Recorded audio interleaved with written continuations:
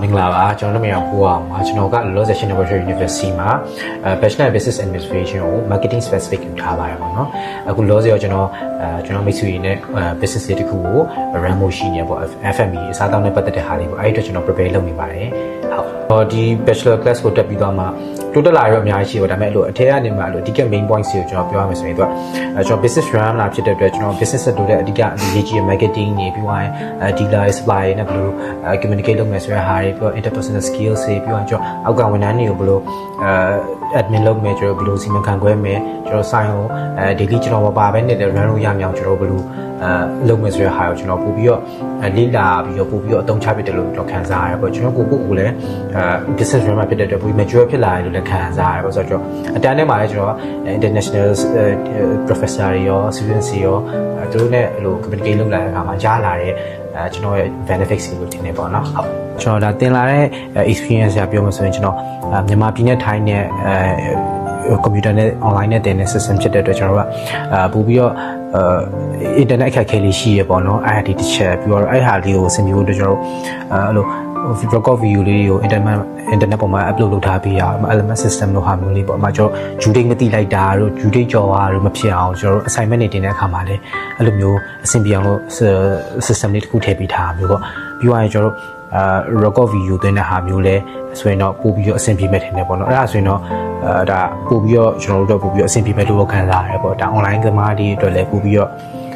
အဆင်ပြေတာပေါ့ဟုတ်အဲ့လိုမျိုးဆိုရင်တော့ဟုတ်ကျွန်တော်ဒီက National University ကိုရွေးလဲတဲ့ရည်ရွယ်ချက်တွေမှာအဓိကကတော့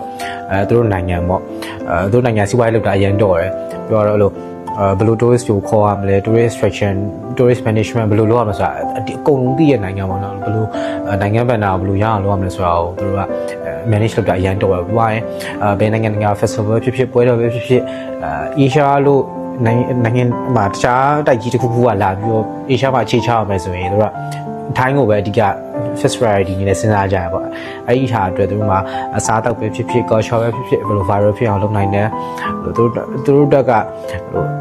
လုံးဝအဲ့လိုတည်နေတယ်လို့ပဲကွာဘယ်လိုမျိုးသူတို့စီးပွားရေးလုပ်ရမလဲဆိုတော့တည်နေလို့ပဲဆိုတော့အဓိကနေကျွန်တော်စဉ်းစားရတာငါအကြောင်းတက်မယ်ဗမာပြည်ကနေလည်းဥပမာမှာတက်ချင်တယ်ဆိုရင်အဓိကစဉ်းစားဖြစ်တာ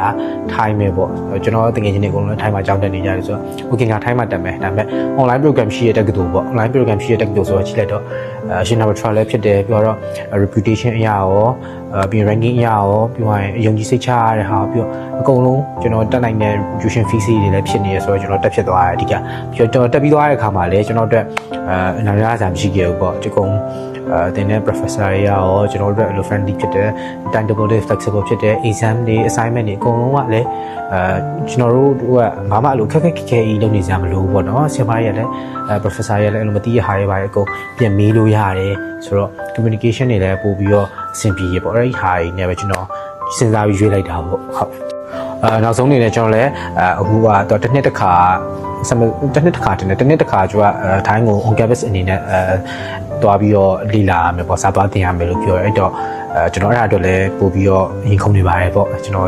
campus ကိုလည်းတွားလဲရအောင်မယ် experience တွေရအောင်မယ်ဆိုတော့ပြောပါတယ်အဲ့တော့အားလုံးကျေးဇူးတင်ပါတယ်ဟုတ်